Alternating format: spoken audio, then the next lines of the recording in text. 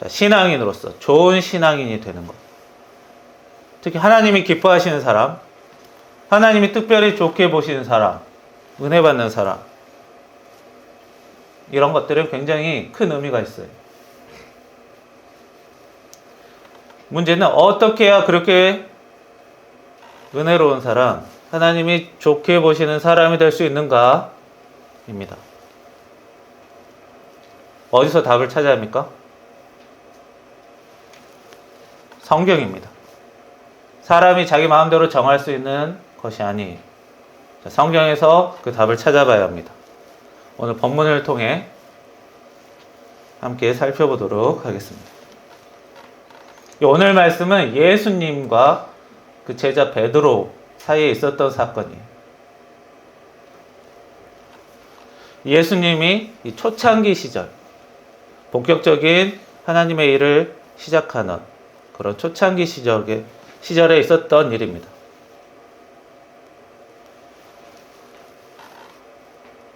사람들에게 기적을 많이 베풀고 많은 것들을 가르치시고 제자들을 만드셨던 그런 때였어요. 어느 날 예수님께서 이 갈릴리 호숫가 근처에서 많은 사람들을 모으고 거기서 말씀을 전하고 계셨습니다. 그런데 그 호숫가에 배 2척이 있었어요. 그리고 어부들이 배에서 내려 그물을 씻고 있었습니다. 예수님은 2배 중 한 배에 오르시고 그 위에서 이제 말씀을 계속 이어나가셨습니다. 그리고 말씀이 다 끝나고 예수님은 그 배의 주인 베드로를 불러서 고기를 잡으러 나가자고 하십니다. 그리고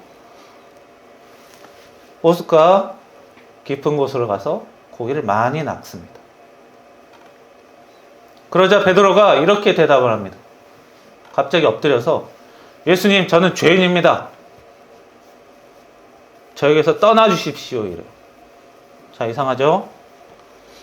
자, 밤새도록 허탕을 친 어부가 예수님이 고기를 많이 잡게 해줬어요. 그러면 어떻게 얘기해야 돼요? 어떻게 얘기해야 되냐면, 와, 대박입니다.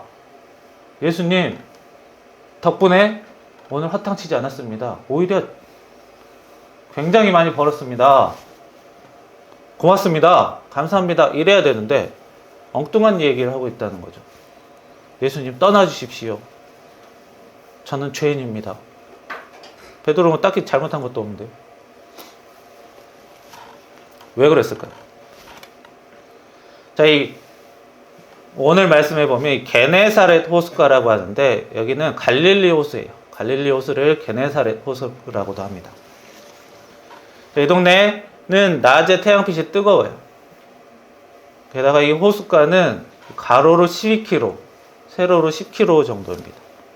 이게 어느 정도냐면 서울시의 약 4분의 1 정도 되는 호수예요. 굉장히 크죠. 프랑스로 보면 파리라는 도시만 합니다. 그러니까 파리라는 도시가 우리나라의 서울의 4분의 1 정도 해요. 자, 굉장히 큰 호수입니다. 게다가 낮에는 굉장히 뜨겁고 수심도 깊어요.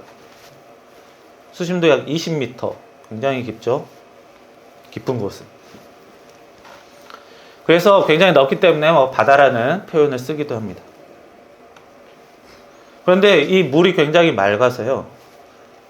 물이 맑은 곳에서는 고기 잡기가 그렇게 쉽지 않아요. 그래서 낮에는 주로 고기를 안 잡고 밤에 고기를 잡는다고 합니다. 보통 그 시절에는 밤 10시부터 새벽 4시까지 이렇게 한밤중에 고기를 잡았다고 합니다. 게다가 낚싯대로 하는 게 아니라 이 전문 어부니까 이제 그물로 낚시를 하죠.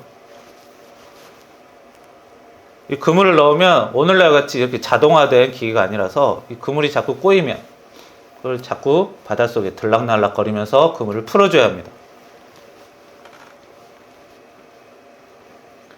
그래서 밤에 일을 하고 밤에는 또 추워요. 근데 물속에 또 들락날락거리니까 물을 젓게 되니까 어부가 물에 젖으면 또 사람이 물에 젖으면 굉장히 추워지죠. 그래서 밤에 일하는 게 굉장히 힘듭니다. 밤에 일하는 것 자체가 힘들고 물에 들락거려야 돼서 힘들죠. 게다가 갈릴리 호수 굉장히 큰 호수예요. 보통 호수 중간까지 가서 고기 잡는데 약 4km 정도, 전체 가로가 한 10km 정도 되니까 중간까지 가려면 5km, 약 10리예요. 오늘날 같이 자동화된 보트가 아니죠. 노를 저어서 가야 합니다. 힘든 일이에요.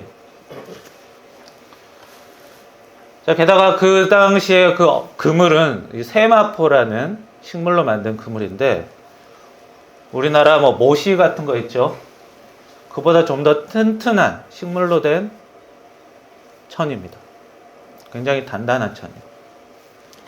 근데 이렇게 식물로 만든 그물은 플라스틱이 아니라서 쓰고 나서 말려줘야 돼요. 그렇지 않으면 썩고 부패하고 그물이 손상됩니다. 그래서 밤새 내내 어려운 작업을 하고 아침에는 그 그물을 펴서 이렇게 일일이 펴서 말려줘야 합니다. 그러니까 예수님이 갈릴리 호숫가에서 사람들 모아놓고 말씀을 전하시고 있을 때는 이제 베드로 일행들이 그물 밤새 내내 조업을 끝내고 이제 그물을 말리고 집에 들어가려고 했던 그런 시간이었습니다. 그런데 예수님이 말씀을 전하시다 말고 그물 싣고 있는 베드로를 불러요. 그리고 내가 배에 올라가서 약간 단상처럼 이렇게 위에서 말을 전해야겠다라고 하십니다.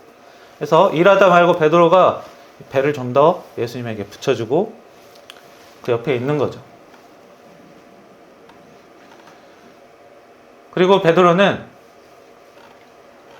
그리고 예수님이 말씀이 이제 다 끝나시고 베드로에게 말씀하십니다. 이제 고기를 잡으러 가자. 그랬더니 베드로가 제가 밤새도록 일을 했지만 허탕을 쳤습니다 라고 합니다.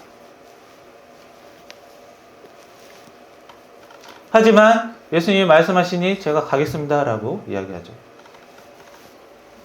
자, 밤새 힘들게 일하고 지금 그물을 정리하고 이제 잠을 자야 될 시간에, 게다가 물고기라도 많이 잡았으면 기분 좋게 잠잘 수 있죠. 그런데 이런 일들을 하고 허탕쳐서 더 피곤함을 느낄 때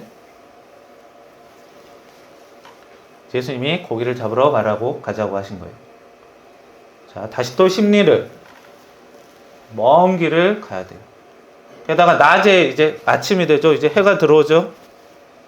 낮에는 고기가 더 안 잡힐 때. 게다가 자기는 전문 어부고 예수님은 본격적으로 하나님의 일을 하시기 전에는 목수였어요. 지금 목수였던 분이 어부였던 나에게 이제 주 종목에게 훈수를 두고 계시는 거예요. 게다가 그물도 지금 다 씻어놨는데 다시 또 접어서 실어야 돼요. 또 갔다가 오면 또 그물 정리를 해야겠죠. 자, 베드로는 자존심이 상할 수도 있고 지금 굉장히 피곤해서 어려울 수도 있고 이래저래 힘든 상황에서 그래도 예수님의 말씀을 따릅니다. 왜냐하면 베드로가 지금 예수님을 처음 본 때가 아니에요. 이전부터 이 베드로는 예수님을 쫓아다녔던 그런 사람입니다. 그래서 예수님의 예전에 포도주 사건 이런 일이 있었을 때 베드로가 일행으로 나왔던 때가 있어요. 그래서 원래부터 예수님을 따르던 사람이었기 때문에 이렇게 베드로가 순종을 하면서 예수님의 말을 따라갑니다. 하지만 아무리 그래도 어부로서, 전문 어업인으로서 이 자존심이 있죠. 그래서 말씀을 순순히 듣기는 사실상 쉽지는 않았을 거예요. 하지만 예수님의 말씀을 따라서 배를 몰고 나갑니다. 자, 예수님이 베드로를 제자로 만드시려고 이 일을 하시는데요. 사실 이런 방법 말고 다른 일도 많아요. 뭐 어려운 뭐 병자를 고친다든지 다른 기적들도 많이 있습니다. 굳이 이 방법으로 예수님은 이 베드로의 전문 분야를 건드셔서 베드로를 깨닫게 하시려고 하는 거예요. 이 갈릴리 호수에 낚시를 잘 모르는 사람은 낮에 예수님을 따라가서 물고기를 잡았더니 물고기가 엄청 많이 잡혔다. 이러면 어떤 생각이 들까요? 어업인이 아니라면, 어부가 아니라면 뭐 운 좋으면 그럴 수도 있지. 어부 아닌 사람도 낚시할 때 잘 되면 엄청 큰 물고기도 낚고 많이 낚기도 해. 운 좋아서 그런 거 아니야? 이렇게 생각할 수 있어요. 그러나 밤새 내내 일했던, 그곳에서 전문적으로 일했던 베드로는 그렇게 생각하지 않습니다. 아침에 예수님을 따라 예수님이 시킨 대로 했더니 고기를 많이 잡았다는 것이 말이 안 되는 상황, 기적이라는 것을 아는 것이죠. 그래서 똑같은 일을 하더라도 베드로가 아닌 다른 사람에게 이런 일을 보여주면 그저 운 좋았는갑다 라고 생각할 수 있는 거예요. 하지만 밤새 내내 일하고 허탕쳤던 베드로이기 때문에 예수님이 어떤 일을 보여주시는지 제대로 알 수 있는 거죠. 우리가 물고기 잡는 것, 준비만 열심히 한다고 무조건 잘 잡는 게 아닙니다. 뭐 농사 짓는 것도 마찬가지죠. 내가 아무리 열심히 잡초를 뽑고 물을 주고 거름을 주고 농작물을 관리해도 기후가 안 되면, 땅에 힘이 부족하면 농사가 제대로 안 될 수 있어요. 농부가 병에 들면, 농부가 아니라 농부의 가족이 병에 들면 농사 제대로 못할 수 있어요. 자기가 병들면 농사 일하고 싶어도 못하고, 자기 가족들이 병들면 가족 챙기느라 일하지 못합니다.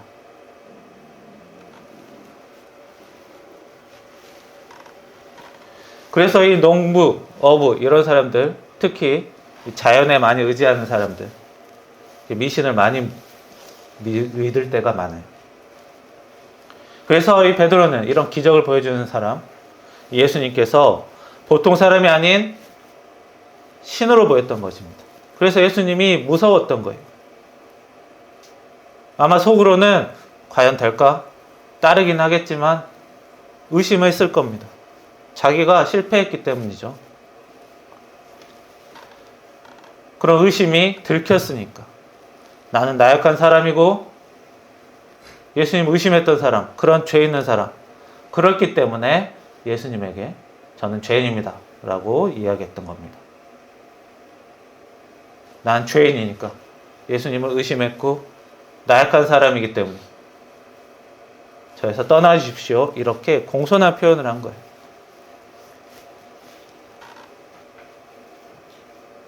자, 예수님이 베드로에게 좋은 기적을 주셨어요. 이 기적을 베푸는 사람, 기적을 보여주는 사람이라고 하는 것은, 이 기적이라는 게 무조건 좋은 기적만 있는 게 아니에요. 이제 무서운 기적도 있는 거예요. 예수님이 베드로에게 굉장히 이득이 되는 기적을 보여주셨다라는 것은 굉장히 무서운 해가 되는 기적 또한 가능하다는 겁니다. 그래서 예수님이 은혜 주셨다고 해서 그저 막 박수치고 기뻐할 일만은 아니라는 거예요.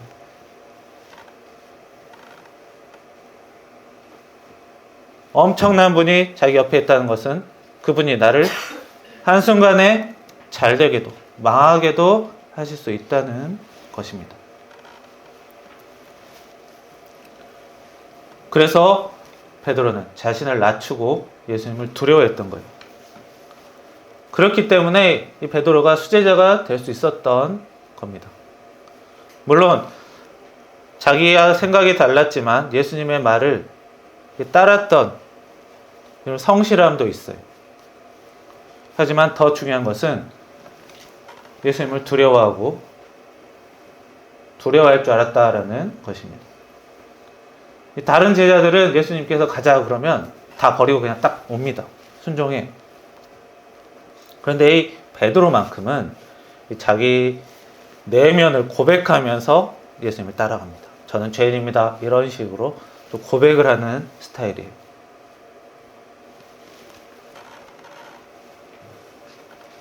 그래서 우리가 예수님을 따르는 사람이라면 예수님을 두려워할 줄 아는 사람, 이런 것이 필요하다는 거예요. 그리고 이 베드로는 이 경험 때문에 다음에 또다시 예수님에게 고백을 합니다. 예수님께서 베드로에게 너는 나를 뭐라고 생각하느냐라고 했을 때 예수님은 하나님의 아들입니다 라고 얘기하는 거예요. 자기가 이런 경험을 해봤기 때문에 이런 고백을 하는 거예요.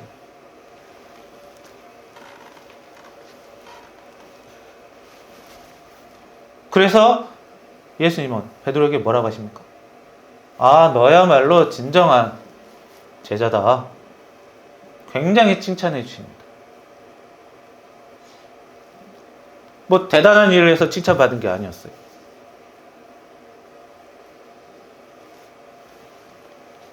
예전에 자기가 겪었던 그걸 토대로 예수님 하나님의 아들입니다 라고 그냥 고백했던 거.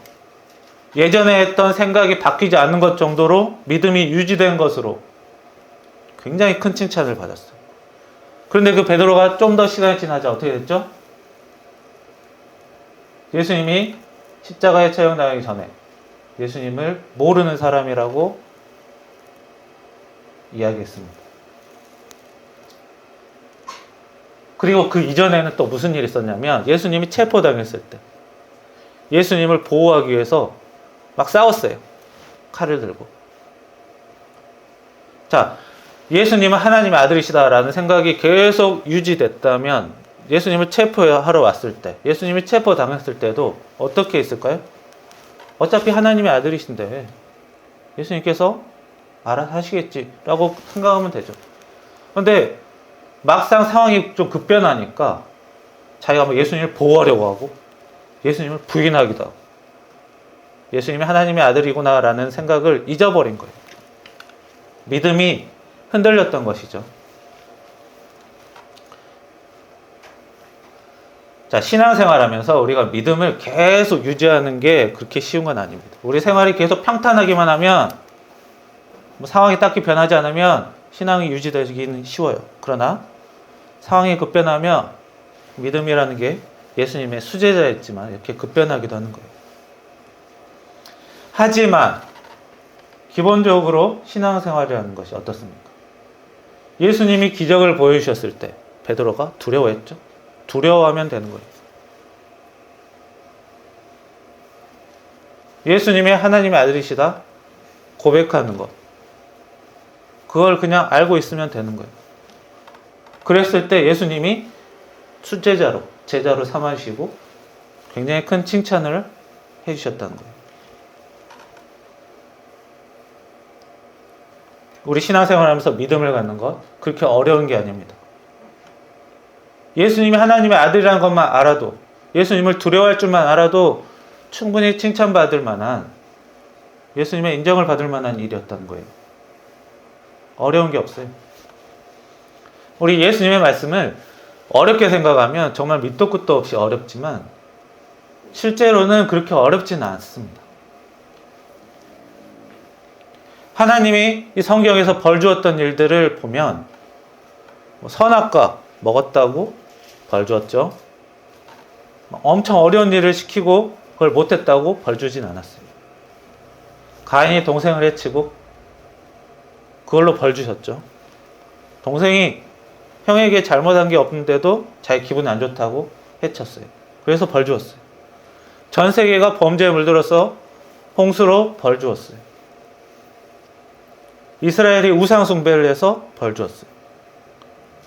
이스라엘이 서로 사람끼리 다투고 괴롭히고, 자, 무언가를 굉장히 잘하지 못해서 벌 준 적이 없습니다. 단 한 차례도 없어요. 오늘 말씀 예수님이 하나님의 아들이시다라는 것만 알아도 충분한 거예요. 그걸로 좋은 성도가 되는 겁니다.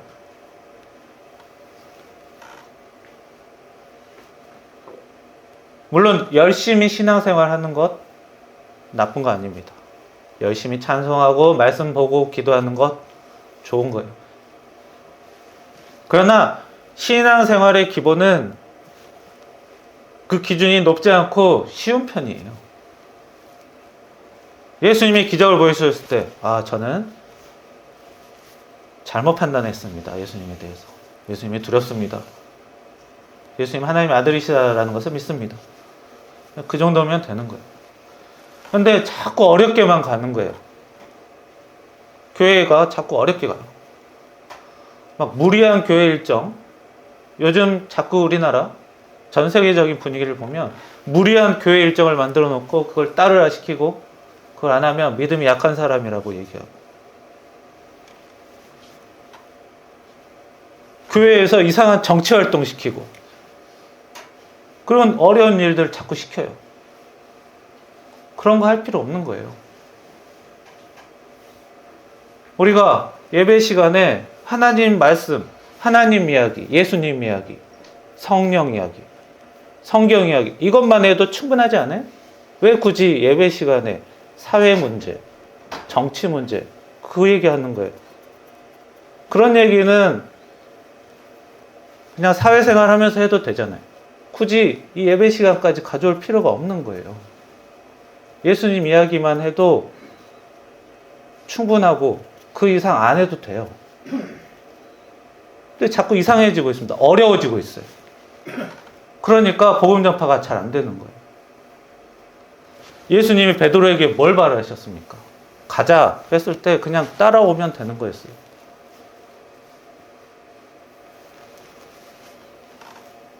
내가 누구라 생각하느냐? 하나님 아들입니다. 잘했다. 엄청나게 큰 칭찬을 해주신 거예요. 응? 베드로가 막 땅을 10시간 파서 잘했다고 한 게 아니에요.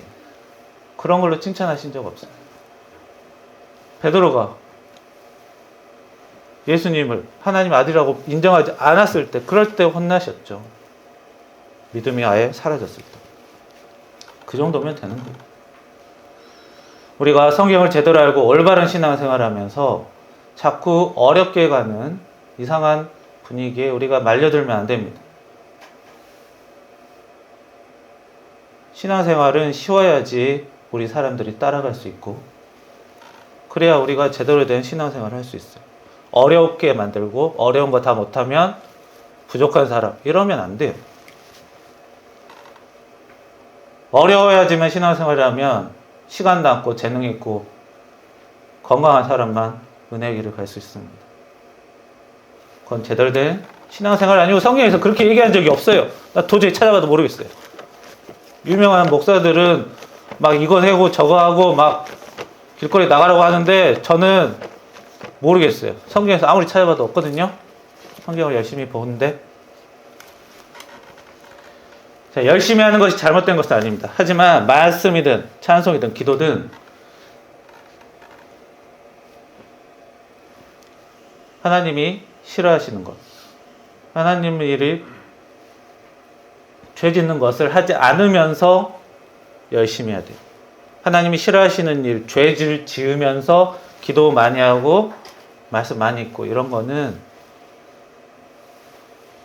중요한 것과 중요하지 않는 것이 거꾸로 된 겁니다. 우리가 애완동물 키우는 사람들이 있어요. 애완동물에게 영어 단어 10개 주고 오늘 하루 종일 이거 외워. 못 외우면 밥 안 줄 거야.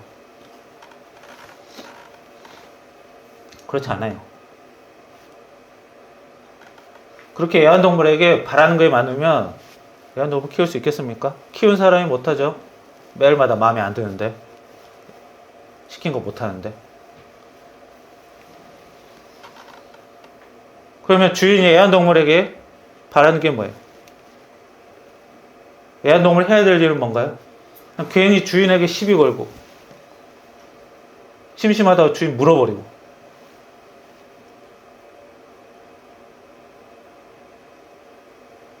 아무 일도 없는데 주인 보고 으르렁대고 괴롭히고 그것만 안 해도 되는 거예요. 그러면 서로 사이좋게 살 수 있어요. 부모가 자녀에게 너 반에서 1등해. 1등 안 하면 밥 안 줄 거야. 그러면 그 부모가 나쁜 거예요. 아니, 반에서 1등 아닌 사람은 다 모자란 사람입니까? 물론 자녀가 너무 방탕하면 훈육을 해야 돼요. 하지만 매우 잘하지 못했다고 훈육을 할 수는 없는 거예요. 자녀가 부모를 괴롭히고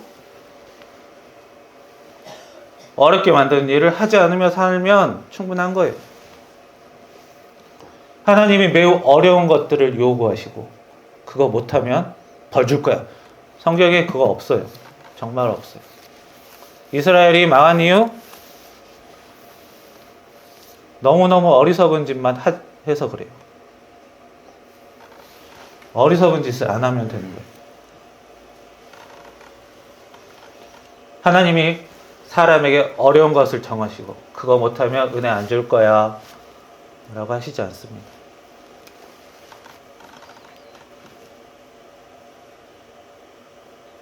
올바른 신앙생활 그렇게 어려운 게 아니에요. 예수님이 우리 사람을 사랑하시기에 예수님이 우리에게 찾아오셨고 우리가 예수님은 하나님의 아들이시구나. 예수님은 우리의 죄를 위해서 십자가에 못 박혀 죽으셨다 부활하셨구나.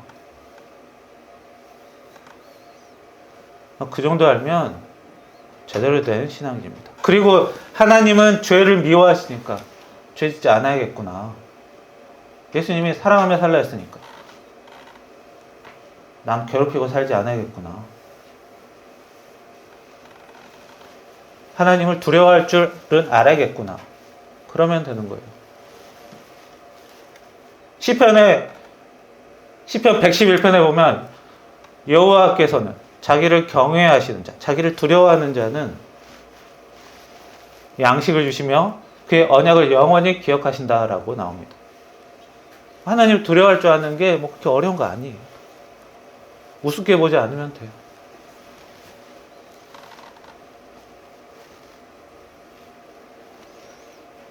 지금 너무 어려워지고 있습니다.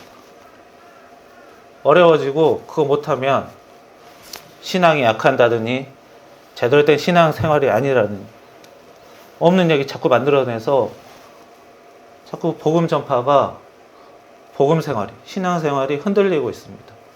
우리는 그런데 흔들리면 안 돼요. 죄에서 벗어나야 돼요. 특히 예수님께서 사랑을 많이 강조하셨습니다. 사랑하지 말라고 가르치는 사람은 따르지 마세요.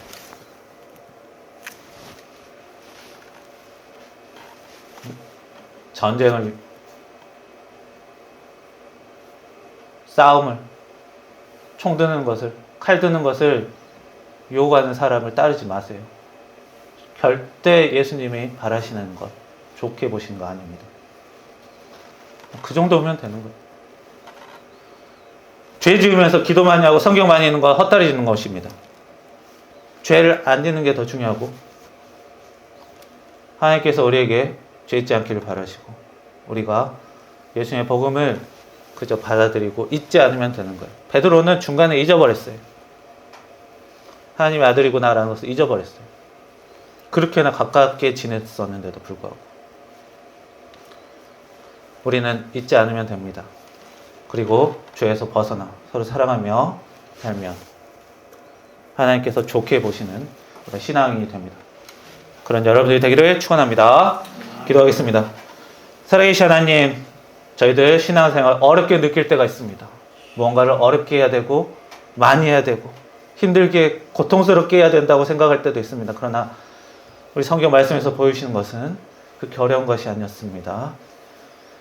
예수님을 두려워할 줄 알고 예수님이 하나님의 아들이라는 것을 그저 받아들이고 그 은혜에 감사하며 주에서 벗어나면 충분한 것이었습니다. 주여, 우리 사람들이 더 잘해보려고 제대로 알지 못해서 엉뚱한 방향으로 갈 때가 있습니다. 제대로 알게 하시고 엉뚱한 방향에서 돌이키게 하시며 제대로 된 신앙인으로서 은혜 받는 길로 잘 걸어갈 수 있도록 주님 인도하여 주시옵소서. 예수님의 이름으로 기도합니다. 아멘.